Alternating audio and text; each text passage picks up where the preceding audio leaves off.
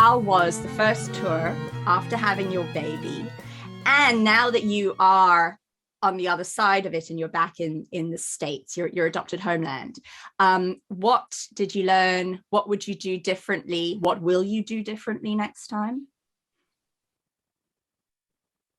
Yeah, so I mean I have to give a lot of credit to other mothers before me who gave me so much advice. Like I had a beautiful conversation with Ingrid Jensen, wonderful sister of Christine, and she gave me so much advice with travel gear, and talking to Sara Serpa, to Joe Laurie, who helped me out a lot, vocalist Joe Laurie, about just we have the stroller that she recommended, which is amazing. This Minu upper baby stroller that's the equivalent of the baby yo-yo Zen. Those are the two that are airline approved. And, you know, I would love to really collate all of this into a spreadsheet. I mean, the amount of travel blogs that I've read, oh my goodness, just trying to plan this tour out.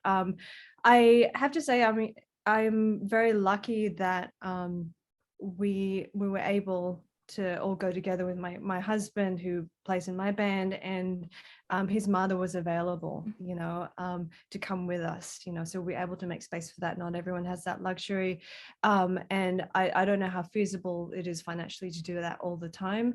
But the thing is, I mean, the added thing is just the pandemic too, which is really rough. You know, they're coming out with the vaccine hopefully in a couple of weeks for under 5, so that might change things a lot. So we were very paranoid. We even had air purifiers that we traveled with, and even face shields for the baby, you know. Yeah, I guess yeah, I have to thank a lot of people before me. Frida Knowles, wonderful manager, road manager, everything under the sun, organizer, activist. She helped me out a lot. And, you know, it was really great to have these conversations with my booking agent, Music Works International, and promoters, and actually just get a gauge for who's sort of mobilizing and thinking of these things, you know, to try and make things a little easier for us, you know. It was a huge learning curve.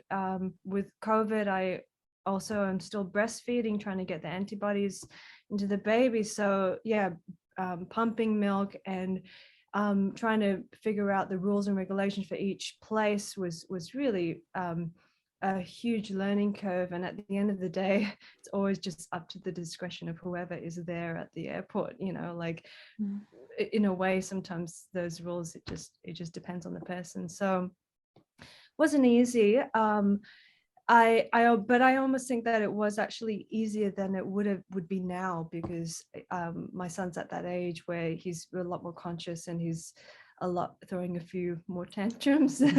And back then it's like he was willing to sort of roll with the flow a lot more. So I realize now that that was kind of a really good window that to do that touring. So but I was kind of in awe of, you know, speaking to Ingrid about like you know, 2 years pretty much of having Corinna on the road. That was incredible, you know, and oftentimes on her own, you know. I just, that blows my mind.